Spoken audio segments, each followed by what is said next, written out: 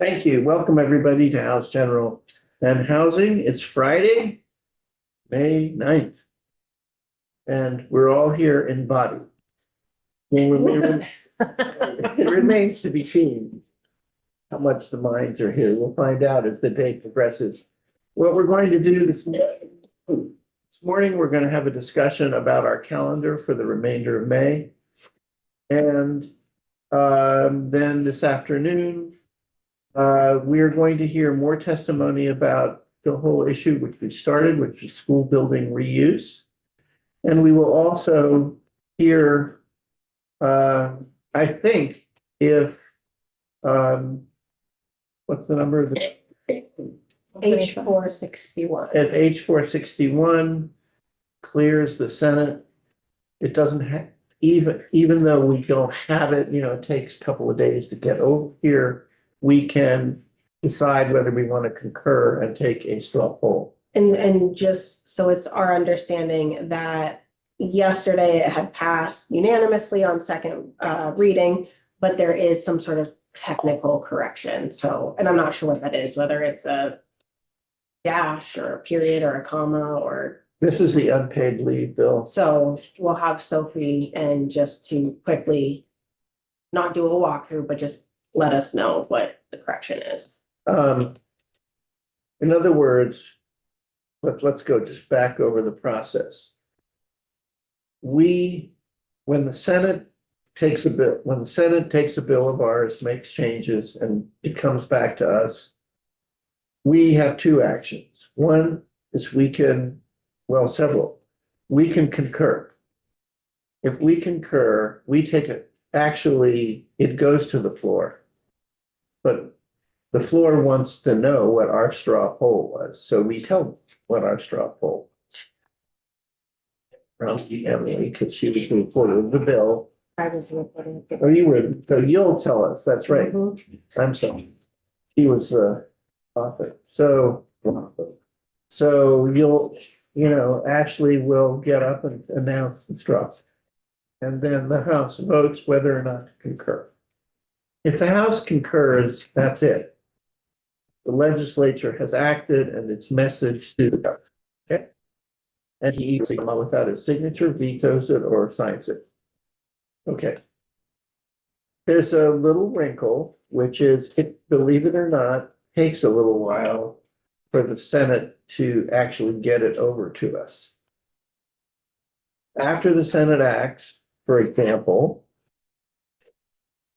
I think it's worth you to hear this. It's a little boring, but for those of you who are new, you might well hear the process. It's a little traditional, shall we say. So let's say the Senate on third reading finishes it today. If they don't suspend their rules, they won't messenger it to us today. Because there's a period of reconsideration when you can theoretically move to reconsider a bill of a day. And so, in fact, if Monday is not a token session, they won't messenger to us, send it to us until a full day has passed, which may be Tuesday. They would do it after they meet. So we'd probably get it Tuesday afternoon when it would go on notice calendar. On when that would mean that we could conceivably vote on Wednesday or Thursday. So the process, if you suspend rules, that's all, you can do it a lot faster, but people don't bother if there's no reason to. I have talked with the clerk, and the question is, well, can we hold our straw poll? How early can we hold our straw poll?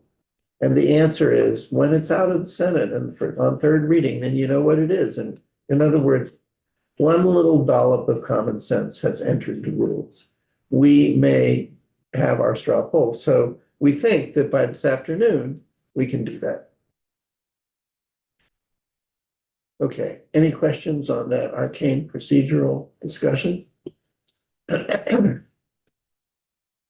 Okay. So what what I'd like to do now, I think,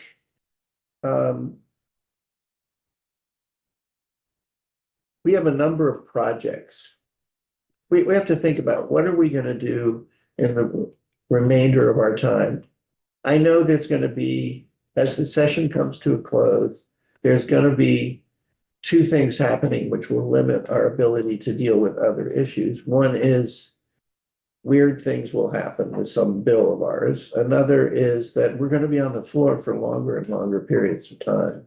So we'll have less time here in the committee. But nonetheless, I think that there have been a number of issues that people have really expressed strong desire to address.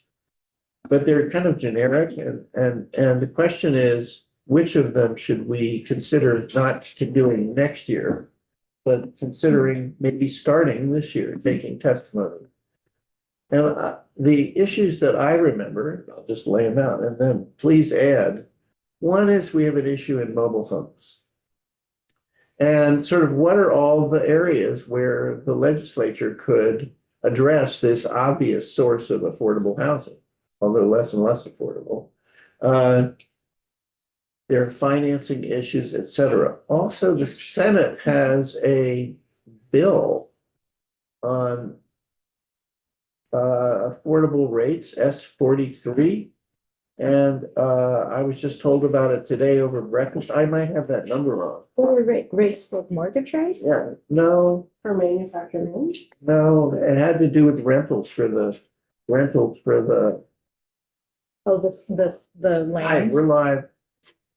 What we're doing, Emily, what we're doing is just discussing. First of all, I clarified that we can, once 461 has cleared the Senate on the 3rd, Yeah, once it has, 11:30. we can have a straw poll. So we're gonna do that this afternoon. Okay, yeah, And the second is, what are our projects that are out there? And so thinking about what do we want to do next? So one was mobile home financing, like how do you, there's a whole issue of bank loans and how you get them. Gail has a whole bunch of issues and, right? And possible witnesses.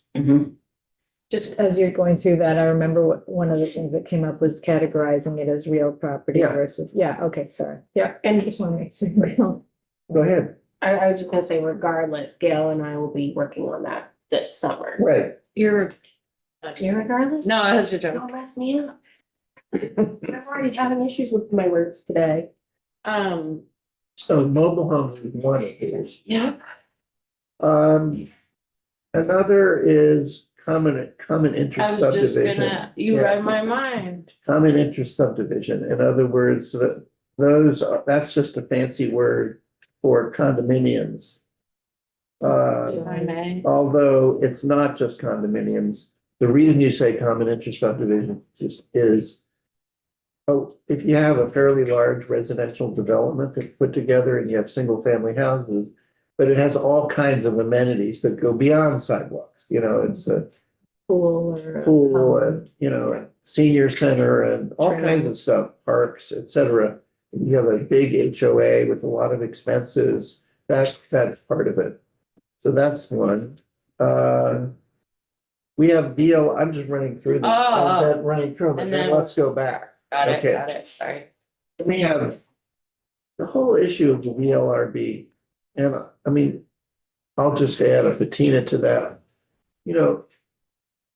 It's financing, it's support, how much it's staff, is it right size, do they need more? And any other reform that we deem important. That was,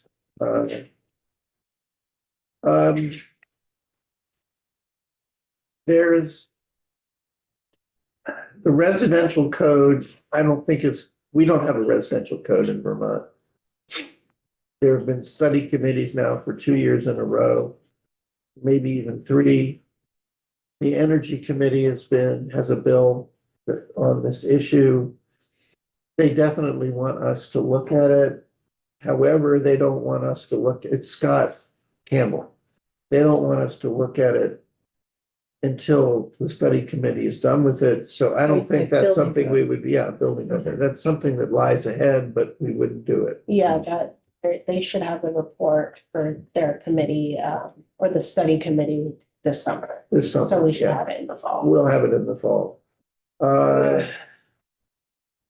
And then, of course, there's the small matter of landlord tenant, which is definitely a summer project. So I guess the ones that I really see that we could start. We definitely have one more bill, which is the Human Rights Commission, where, remember, we took it off the wall. This is Elizabeth's bill. We took it off the wall. We instructed Sophie to direct, it was short form. We instructed Sophie to make a long form bill. There's been a little correspondence back and forth amongst and me about what she should be doing, and she's working on it. So that's something we'll address. But I think the ones that are ready for us, if we wanted to take evidence, and I think we should discuss it now, are mobile homes and common interest subdivision. But before is there anything else I should put on the agenda for projects, like that, project level stuff that we ought to discuss? Okay, well, let's talk about mobile homes. Let's just have a little conversation. What would be involved? What are the issues that you've been thinking about, Sheila? So the first one that comes to mind is I need to find out if changing that category of personal property to real property has any kind of tax implication. I'm not able to get that information. I wouldn't even move forward with this if that's a real thing. We need help from the people in either Ledge Council or JFO. Or the tax department. Yeah. Well, they responded to me with a non-answer. Yeah, I think we use JFO or Ledge Council, so that's one thing we would have to get at. I think what you're saying is there are real benefits to changing there are benefits in terms of getting a mortgage A better rate. at a better rate. Mhm. And the reason is, I can tell you I used to live houseboat in Sausalito. And Of course you did. I think it's like Jed Lipsky. Yeah, I'm trying to Mark. think, you might be the ones next year. anyway, so, yeah, that was one of my many lives, was the houseboat life. Anyway, when you rent a houseboat, it's exactly like a mobile home. You don't own the water. Right, You have to rent a slip, yeah. and so you pay rent. And then what you own is the boat.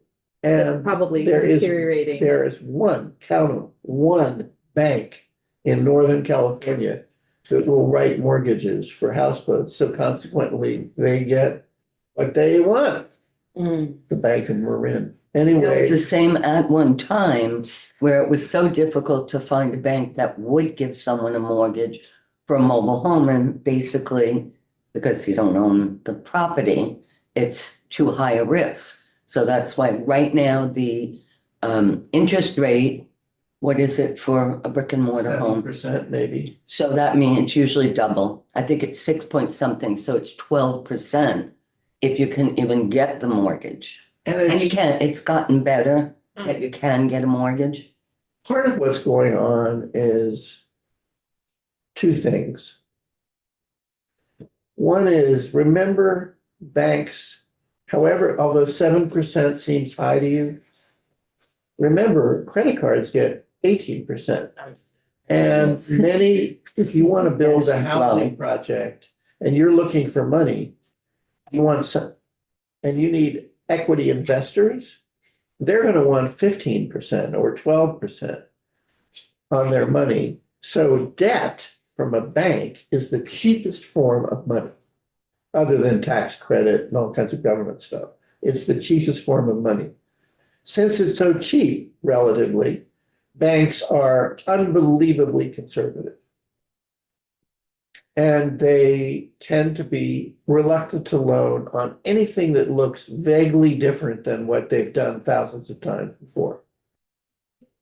So when you look at, I mean, insurance companies or something like that, when you look at, they look at these mobile homes and they see, you don't know, it's essentially a ground lease situation. Some banks, if like supposing I have a high rise, I want to build it, but I don't own the land. The city owns the land, and instead of my buying the land from them, I rent it for 99 years. Well, I've immediately lost, half the banks. They're like, what? Huh? They don't go for a ground lease. If I tell them I want to use the building for residential, I've lost another half the remaining banks. Oh, we don't do ground leases on residential. And that's essentially what this is. It's a ground lease deal where the ownership is just of the thing. What else? What are the other issues? So one of the banks had explained to me why they don't give mortgages is because the software doesn't allow them to check off 5 of the boxes. And in my mind, it was like, well, change your software, but it's HUD's software. So that's one of the issues. The other thing is that on another bank, the concern is, well, it's mobile. You can move it and move it out of state. So that makes it another risk. But very, very rarely do people move their mobile home. So one bank had suggested if there was a possibility of moving the wheels and the hitch, that might be a possibility. What about, wasn't there a problem you had where you had to make your whole trailer, your whole mobile home park into a town because of some village? That's so separate. Most mobile home communities, you're not getting any municipal services whatsoever, nothing. That means even hydrants are not flushed by your municipality.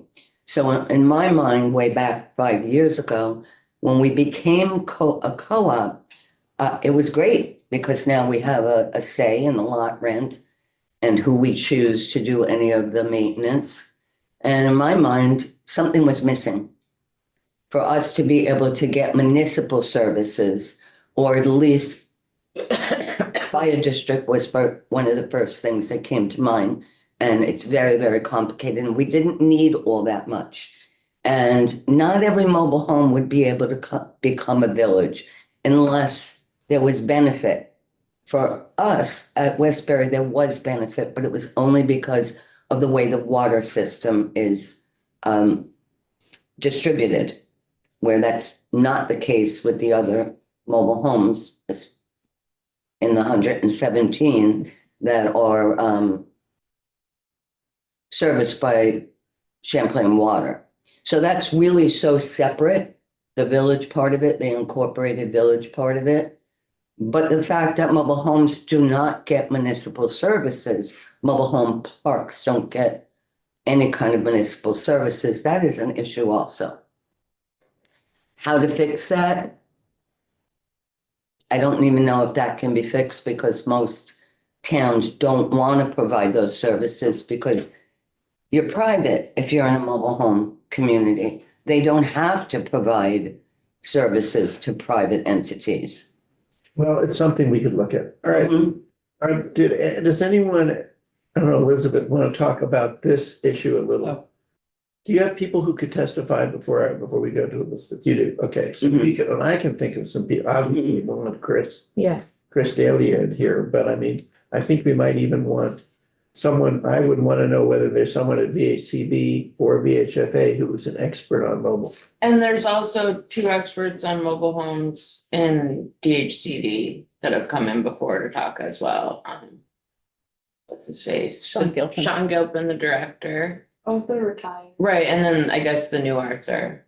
And I think it's a really good idea when people get the time to really go over that mobile home task force report. Yeah.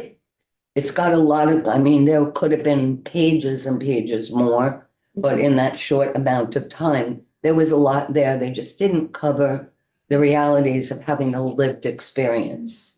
We also had a bill last year, that did not get taken up. So we've been, myself and, Rep. Arsenault, who is the, author of the bill, and then, have been working with the administration to figure out the solutions for Williston Woods, which I've talked to you about. So we're right now trying, instead of having to do a bill, we're trying to just see if it's possible to direct them for changes, but I think that's definitely, Senator Ron Hinsdale as well in the Senate is kind of interested in those things as well, so, I'd like to. So I have a talk question about that. Yeah, Because the Williston Woods, this is the issue that's different than most mobile home parks is there's a variety, there's a certain amount of people in that particular mobile home that do own the property right, and some don't. So the ones that do own the property, and they're also not on the mobile home registry. And because they're not on the registry, they're not really eligible for any grants for that MER program or anything like that, where when you're on the registry, you are eligible. I could see this, but well, before we go on, Elizabeth, you've had your hand up. It's separate. Oh, it's not on mobile home? No, I'll just Okay. say one more thing on mobile homes.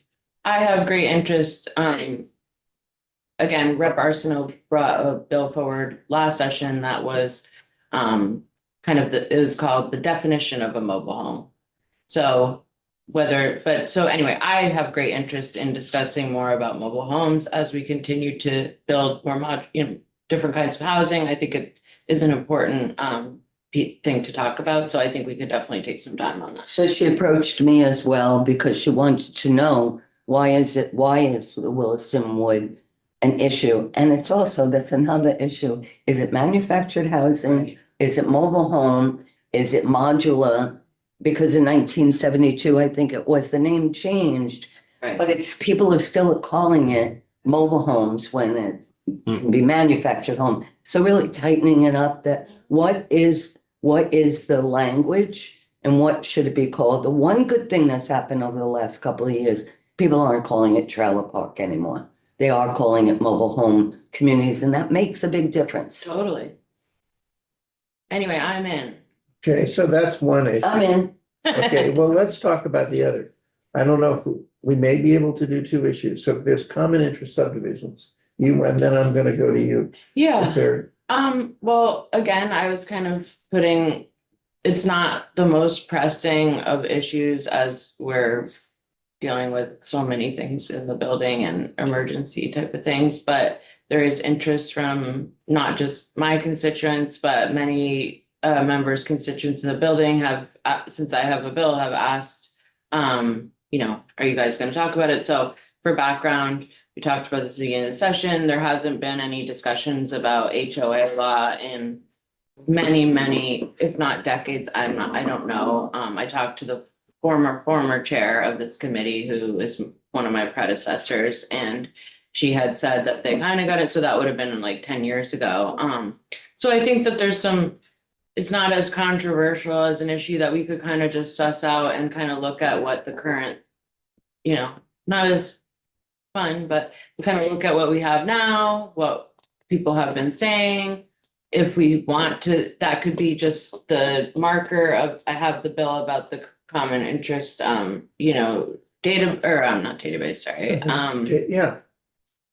resource center. Right. Could be the umbrella, and we could strike all, just if there's things we want to put in, and whatnot, that can kind of just be the umbrella, but there's interest both from real estate people for this, and others, just to kind of an educational tool, but I think it could also be used as a time that we could kind of, I would make a refresher myself in HOA laws, and, yeah, that's kind of where we're at. But again, it's not like an emergency. Thoughts on this issue? I tend to think it's funny. Years ago, this issue was really an urban issue, you know. It was only in cities that you saw this condominiums. What I think's happening as there's more and more pressure on making housing affordable is people are building more and more multifamily units. That is like, in a rural area, like in Chester, there'll be single family houses and but there'll also be probably some duplexes and fourplexes. And one of the things that happens, I mean, a lot of people, if they can afford it, would like to own their home rather than rent. And so I think in those fourplexes, that developer or duplex, they may choose to want to condominium them so that they can offer them for sale. And whenever that happens, then this issue of common interest subdivision comes up. And the kinds of problems you see is people who want to buy don't know what they're getting into.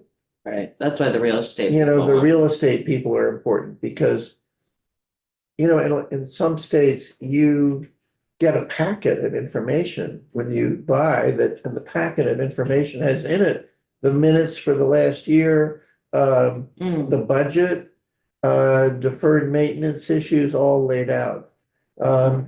And there's a lot of the problems have come from, think about it. You build it, right? It gets occupied. 15 years pass. All the people who bought it are still there.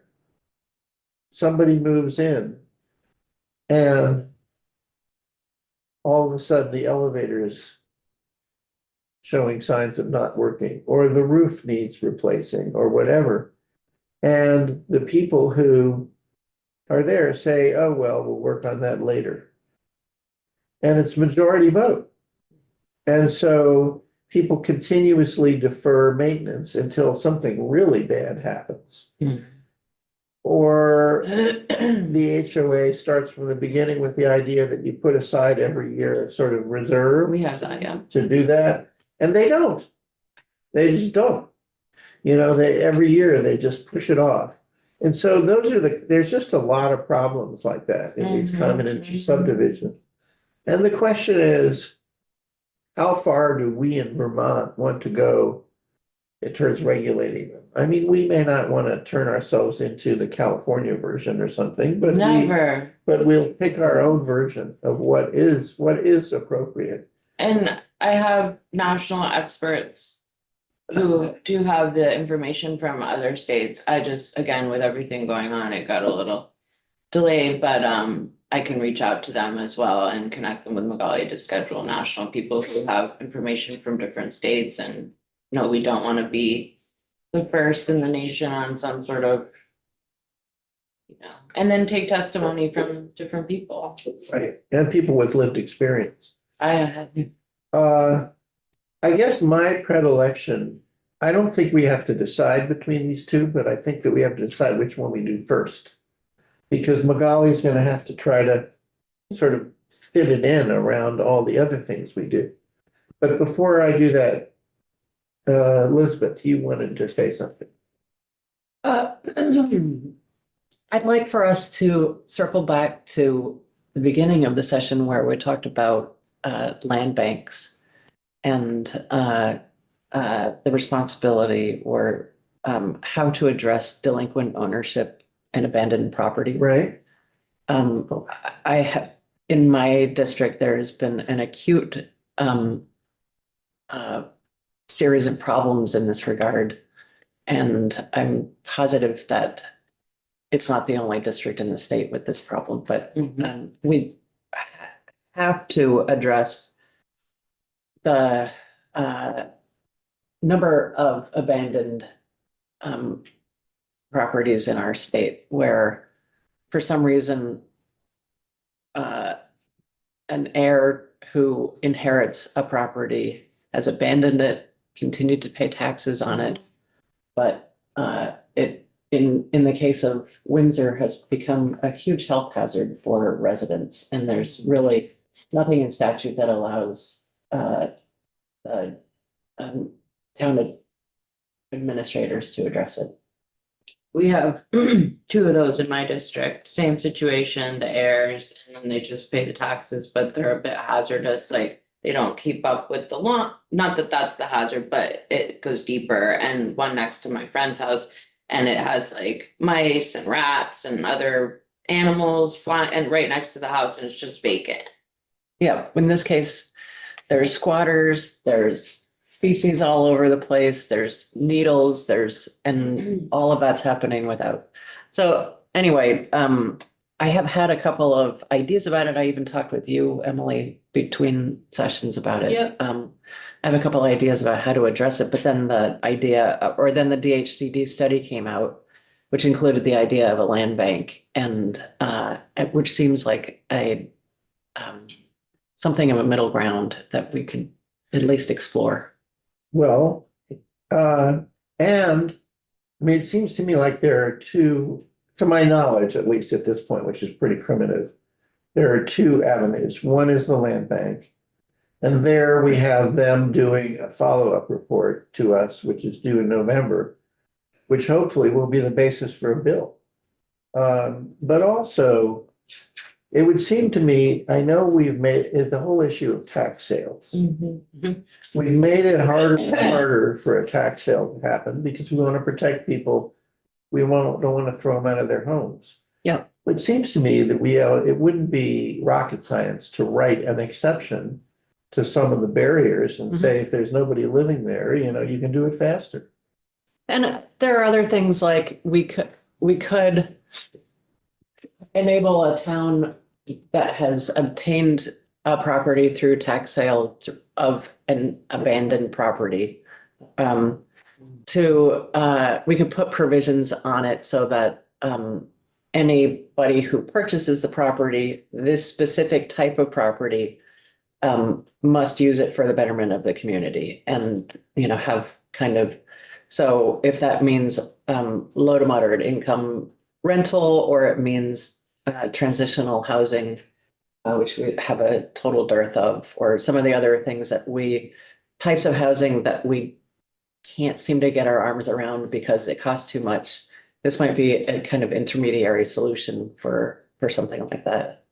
So some sort of property tax valuation freeze where a developer would Yeah, I was thinking. take on all of them. In other Yeah. words, we'd want to, if we want to say we're going to do things like that, we also need incentives because these places are wrecks.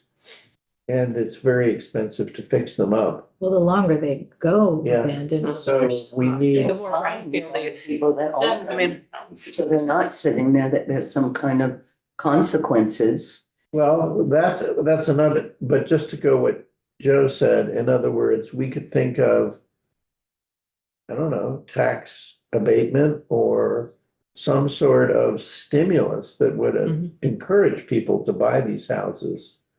And then what you're getting at is another issue, which is the issue which I know was before Ways and Means, which is a land tax. Yeah. Essentially, think of it, right now, the way our tax structure works is that it doesn't encourage use. Yeah. Because the cheaper the thing is, the lower the taxes, right? So there's no motivation to do anything with it tax-wise. There are jurisdictions, cities that are adopting the Henry George model of which is, 100 to 150 years old, which is no, you tax property according to its potential. And you do that in a way that it really says to people, you better develop it. Now, I don't know in Vermont how useful that would be or how far you would go, but it's certainly something that Ways and Means, it's a pure tax issue. Ways and Means is looking at it. Yes, I just have a comment. I have a constituent who purchased a tax sale yeah, and the owner of the house vacated the house. In fact, left the door wide open walked and away, yeah. my constituent happened to be driving by, closed the door. The owner of the house has since filed bankruptcy. So now, Now my it's con- stuck. yes, exactly. My constituent had to get an attorney. They have to have court appearances. And it's just, Yeah. it's a mess. Yeah, that's interesting. And so it's still That's federal law. abandoned. I know, it's federal law, yeah. Cause I was thinking we could, for properties like that, or not like that, but for some of these ones in my district where there are lots of old homes that have been inherited by somebody who lives in another part of the country and does not care a whit about having a beat up house. But they pay taxes on it because it's nothing to them. Like, maybe if there was an if then, like if there's evidence that it's been abandoned, then we could have a sped up, I think, sped up penalizing series of, like, if it goes to this particular, if a health inspector comes and finds that there's a, public health issue, then a series of tax penalties is triggered that become super steep with the idea of it being pushed into tax sale or something like that. I don't know. Mary? I also have another situation that I've been working on for 7 years. These are pictures of the house that is right next Oh to my goodness. the high school that Oh, has right, been right. like Yeah. this for at least 7 years or more. And finally, I mean, I spoke to everybody. And finally, Oh, yeah, this looks like, It- not good. MSJ is like right next to that house. You can see the building right next to it. Finally, the previous mayor said to me, do you have $30,000 to take care of the soil? And obviously, To you? I don't have to me, and obviously, I don't the personally state, have state. $30,000 to You take don't? care of the soil, no. And I assume the city would have an account that they could use to take the house down. Anyway, nothing has been done except it finally went to a tax sale and the school bought it for $1. But it's my understanding they have 2 years to do something with that house, and their plan was just to take it down. They don't plan to build another house there. And there are grants to help someone build another house there, but I'm not sure. I don't think there are plans for anyone to help take down that house. And it's just, this fall is will be the 2 years. It's So such an eyesore. that's- It's like, I think it's safe to say there's an interest in the abandoned home tax Yeah. issue. Especially. Yes, This may not affect rural areas, but in urban areas, when there's a home such as that, that depreciates the value of the Yeah. homes around it. yes. So And there are ordinances like that in Heartland, there's an ordinance that everybody around. There was what we called the falling downest house ever. Within a half-mile radius, all of the houses surrounding it, because of the depreciation, they got a tax break on their property taxes. Mhm. Do you know in Long Island, I don't know about in California, in Long Island, if your grass goes past a certain, is in California also?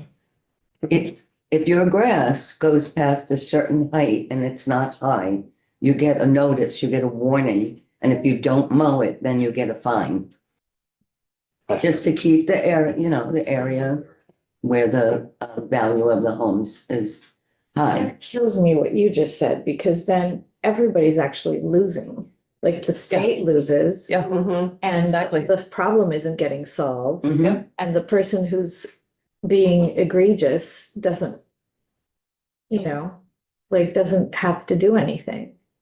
Yeah. Well, there's moments when the person living there is just unable. I'm thinking of very elderly people. But it's, but we're talking about an abandoned. Yeah, we're talking about- Yeah. okay, Yeah. so it's- This is We're where talking about. I mean, yeah, of course, obviously, we're not gonna, we're not I gonna, wanna kick out Grant. Yeah, no, I don't Yeah. picture you Yeah. kicking Granny out on the street. I'm just- Some HOAs Mayor are agencies. very heavy-handed. Some You're right. homeowners associations are very heavy. Yeah, they- But is this an HOA or a municipality? That was a That's an municipality. ordinance. That's That's, the municipality that has that standard thing. yes, That's. and that's what That's counts. why I live in Vermont. And they would- Sorry. Everybody would have a notice on their door. Yeah. Head neighbor. But I think in Vermont, there is a law that your lawn must be mowed by September or October if you have it mowed, because I had a constituent call about Fire safety. a neighbor who's not mowing their lawn. And that's why. Yeah, that's why lawns originally were mowed. So how's this for a thought? In terms of now, I'm hearing a lot of interest in mobile homes, in common interest, and in abandoned houses. I think we could do something really good with abandoned houses. They have to be super tailored, but Yeah. I think you could do something really good at a state level, so you don't have that's right. mismatch that Yeah. not like allowing towns to do things. That's right. It's just like something that towns can point to and be like, the state says. That is exactly right. Mhm. Yeah, Well, I think we need to, well, we have, first of all, we have a report due to us in November. But there are issues that's just focused on land trusts. yeah, so that's an if then, Yeah, like. Regardless of what we decide about, you know, another issue, a small teeny issue. Is use of the word blight instead of abandoned or delinquent ownership or What was the word you said? blight. so I'm just Blighted asking, properties. which of these issues should we try to begin to take testimony on now? I mean, I know I'm interested in mobile homes now, just because you have people who testified. Do we want to also do abandoned homes?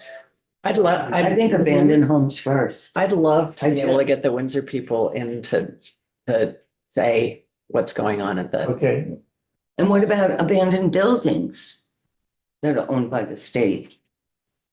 I asked about Waterbury and nobody could give me any information. And finally, Representative Emmons, she said, Alice, yeah. yeah, Mhm. half of it, some of it is used by state employees.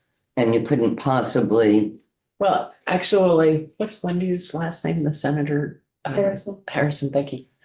Senator Harrison is planning, she says, to create a mechanism and process through which the state can address unloading properties. We already have I think we have a study about it, but she's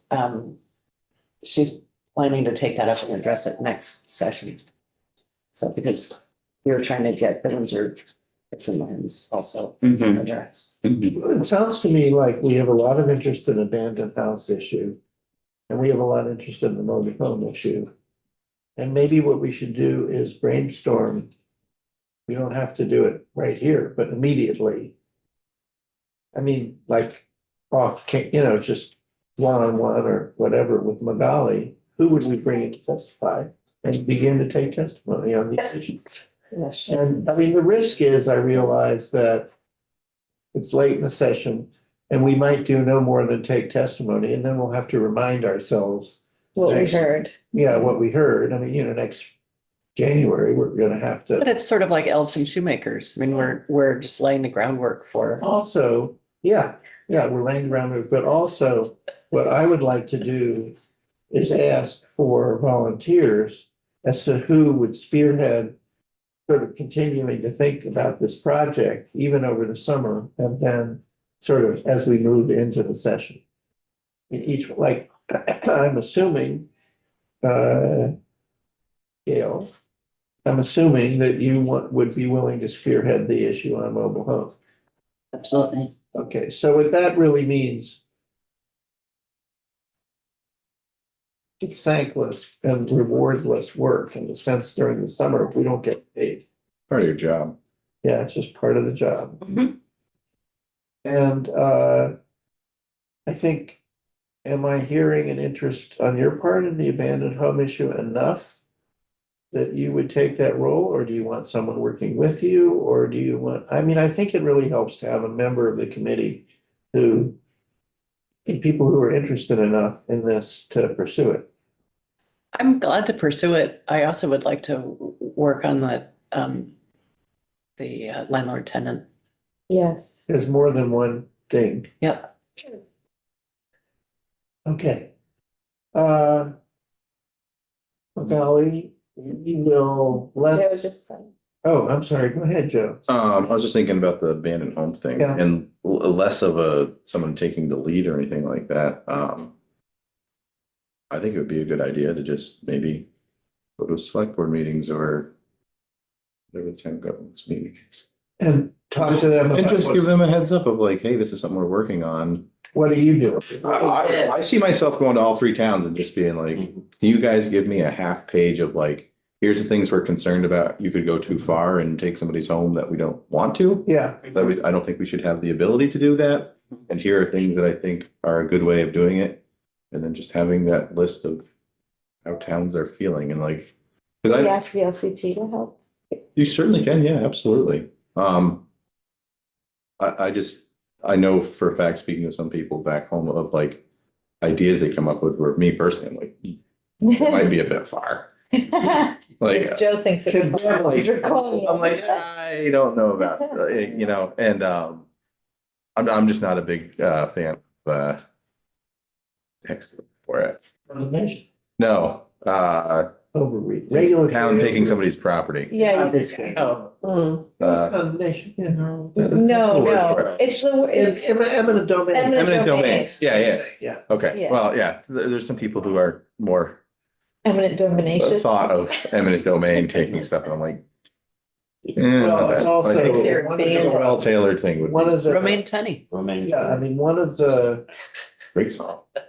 you know, one of the problems with eminent domain is it got such a bad name from the sixties and seventies, when people went in and just took houses, but very few, eminent domain is almost not used now anymore in the United States as a way of taking houses. It's a way of, Property though. when you have like a whole area where you want to redevelop it for housing, but there's a parking lot and you have one parking lot owner who says, well, he's just holding out, so he gets a higher price than market. But anyway, Yeah, Joe, I think I'm just saying I'll come That's a back great with idea. feelings of, that's a great idea. I will go to Very my specific. select board and ask them. And I think that's part of that effort. So Magali, we will meet with you. Gail, would you transmit to Magali your witness list? And would you transmit, Elizabeth, the people that you think from Windsor would be good? Yep. And we can begin the process of hearing. And I think just having these witnesses, and as we sit on, like today, we're gonna, sometime today, we're gonna have to think about, well, what's next week look like? And, you know, there's gonna be a lot of hurry up and wait in the remaining weeks. You'll see, it's gonna be somewhat chaotic. So, Do we have any timelines to be concerned about with like the federal budget decisions that would require us to do any prep work? I don't know about prep work, but all the committees, excuse me, and that, you know, we held here some Right. hearings. What's gonna happen is that Appropriations Committee is putting all this together and taking testimony from members of the administration. The administration has been somewhat forthcoming, but not fully forthcoming. And what I understand is that in our budget, we have increased the powers of the E-board, the emergency board, and hell, I can't remember the name of the other entity. You know, the entities that in between session usually just make minor adjustments. They're given somewhat more power. But I think the consensus is that it's quite likely that we will be called back into session in the fall. Which then you would get paid. You know, but we would have to be called back. I thought originally that they wouldn't call us all back. They would just call the money committees back. And then the rest of us, when the money committees had done their work. But it was pointed out to me that every committee might have some work. Do you know, as our chair, and if not, who can we ask, whether we have, programs where, our state matches HUD funding?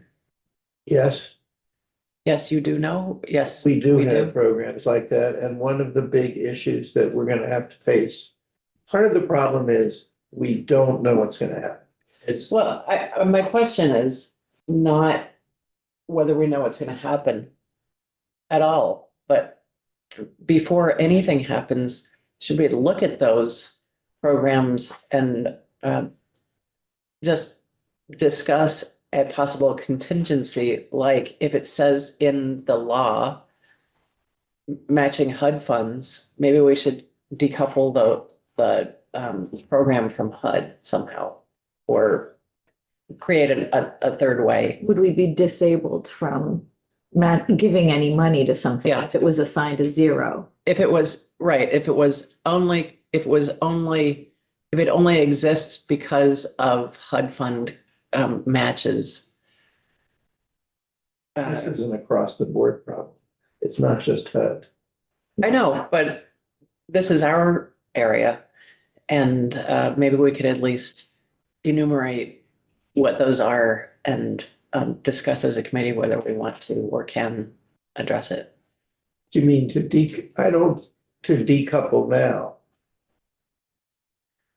Or just add an option so that it doesn't strictly exist because of matching funds.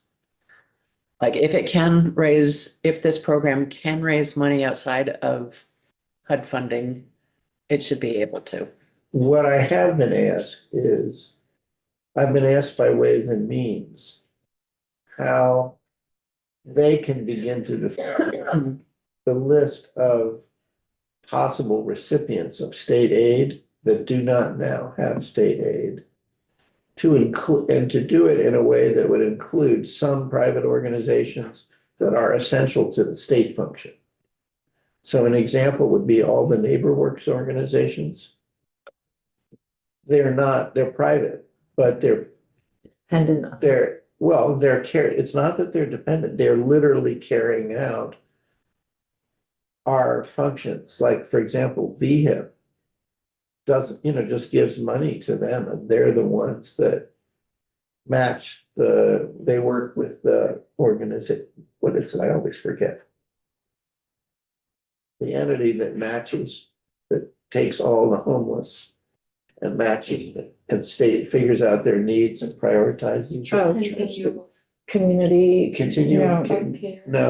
No, it's the Anyway. coordinated entry. Coordinated entry, people who work with coordinated entry they're not BCDP, they are these enablers. So the question is, how do you define that world? And that I asked Chris Donnelly to give me a definition, and he did. And I forwarded it to Ways and Means. But we haven't done more than that yet. I think partly because we don't know. We don't know what's happening, how much of HUD is lost, all that. Yeah, but again, we don't need to. If we can identify statutes which are wholly dependent on HUD, we could add an or. So that it gives, even if nothing happens, then it's fine. And if something does happen, they are enabled to make an immediate shift. Right. I understand.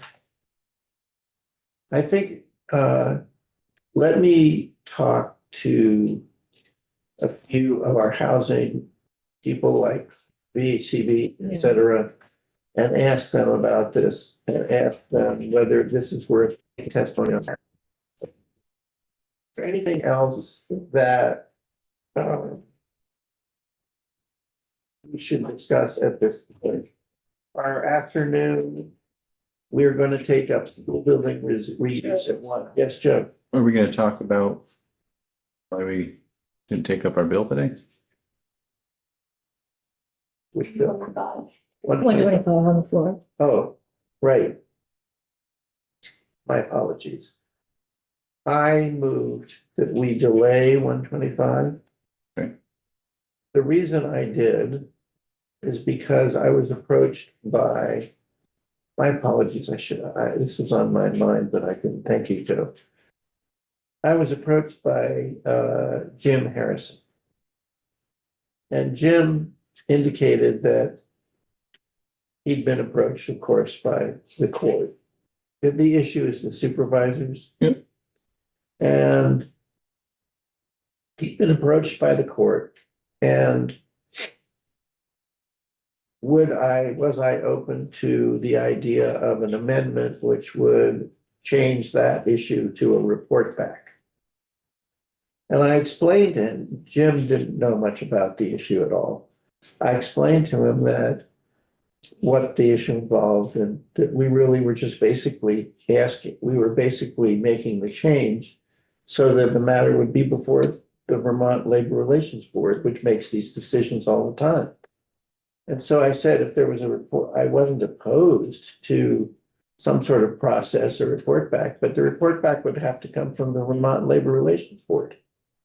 What's the Not- report back? Yeah, I don't know yet, but in other words, it couldn't just be. So anyway, Jim said, would I oppose that? I said, no. If it was the right kind of report back, it would be useful. And so we arranged to meet at 2:00 today here, and anyone who wants to can sit in.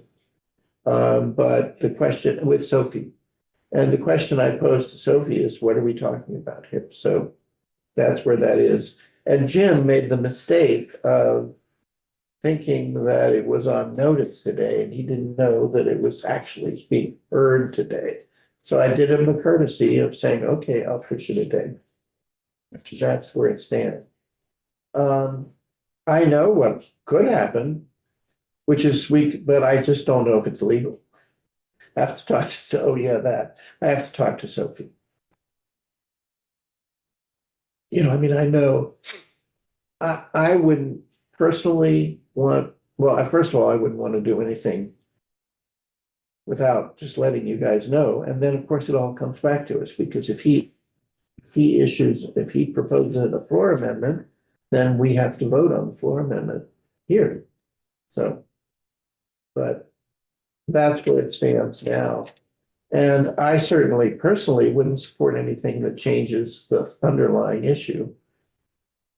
If there was some way that, I mean, if there's a report back where they hold a preliminary hearing and decide who would be in such a bargaining unit, okay, that's gonna happen anyway.